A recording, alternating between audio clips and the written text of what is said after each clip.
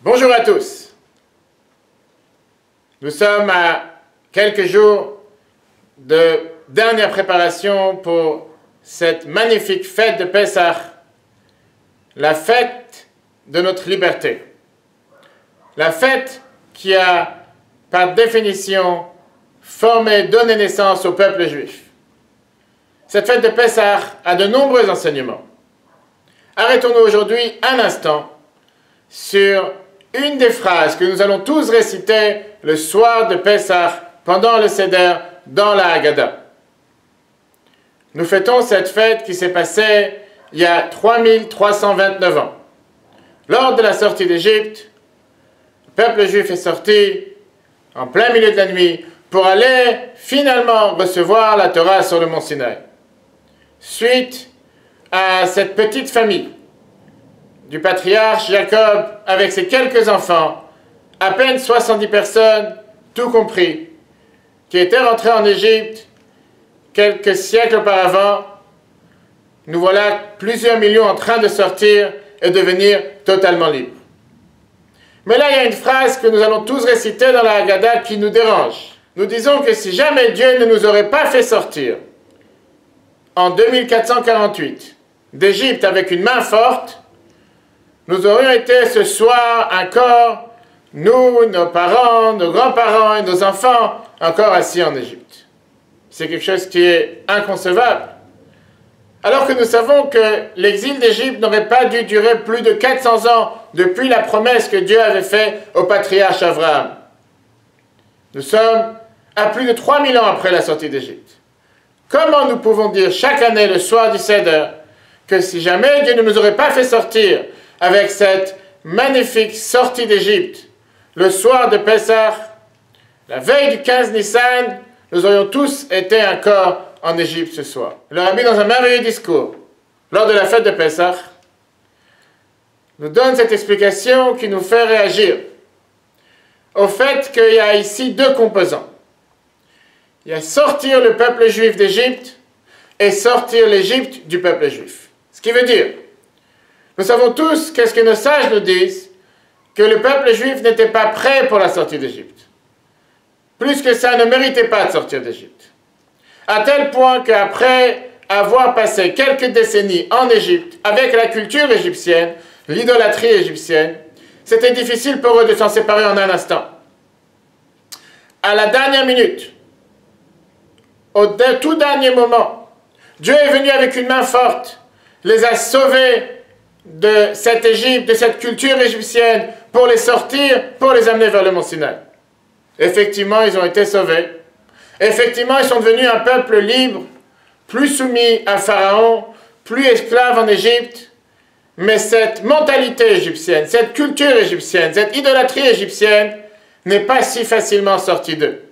D'ailleurs, nous le voyons dans la Torah, épisode après épisode. Pendant les 40 ans qu'ils étaient dans le désert, comme quoi ces effets secondaires de cette sortie d'Égypte, ces effets secondaires de cette culture égyptienne étaient encore restés dans ce peuple juif, qui pour la plupart d'entre eux n'ont pas mérité de rentrer en Israël.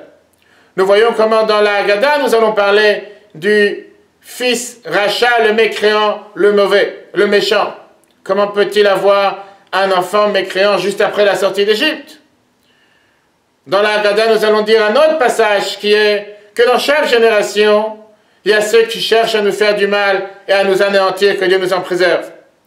Donc on voit que malgré que nous sommes matériellement sortis d'Égypte, l'Égypte n'est pas totalement sortie de chacun d'entre nous. Et là est la raison pourquoi nous disons cette phrase dans la Haggadah, que si jamais Dieu ne nous aurait pas fait sortir d'Égypte avec une main forte, nous aurions toujours été en Égypte au moment où nous sommes assis le soir du Seder en train de fêter la fête de Pessah.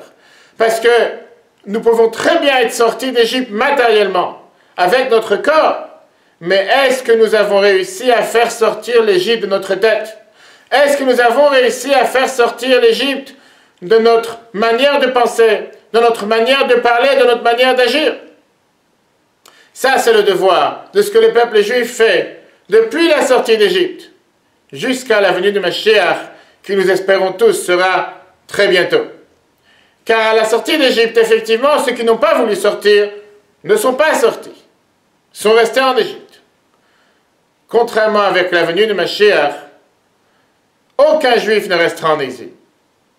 Tout le monde sortira, et cela grâce aux mitzvot, bonnes actions, grâce à la Torah que nous avons pratiquée depuis plus de 3000 ans. Et ça même a fait en sorte que jour après jour, nous nous efforçons de faire sortir l'Égypte de notre tête, de notre corps, de notre manière d'agir, de notre manière de penser. Or, nous savons très bien que l'Égypte n'est pas seulement un morceau de territoire, n'est pas seulement une terre. En hébreu, cela fait aussi allusion aux limites, barrières que nous nous mettons sur nous-mêmes à chaque instant, dans lesquelles nous nous enfermons, les limites dans lesquelles nous préférons parfois nous cataloguer, nous catégoriser, en disant « je ne peux pas, je ne pourrai pas, c'est pas pour moi, nous n'avons pas les forces ». Bien, la Torah nous demande à chaque instant de se rappeler de la sortie d'Égypte. Chaque jour, et particulièrement la fête de Pessah, pour nous demander, bien sûr que nous célébrons cette sortie d'Égypte, quand nos corps sont sortis d'Égypte. À nous de travailler à chaque instant, chaque jour, pour que spirituellement nous sortions d'Égypte. Spirituellement, nous nous libérons de toutes ces barrières, de toutes ces limites qui parfois ne nous laissent pas avancer, ne nous laissent pas faire un pas en avant et aller au-delà de nos limites. En agissant de la sorte, nous mériterons très prochainement la venue du Mashiach, où nous serons totalement, réellement libres, pas seulement nos corps, nos âmes, dans toute notre manière d'agir avec cette gigantesque lumière qui sera la venue de Mashiach très prochainement, encore avant le début de la fête de Pessah. Très bonne fête de Pessah à tous et à la semaine prochaine.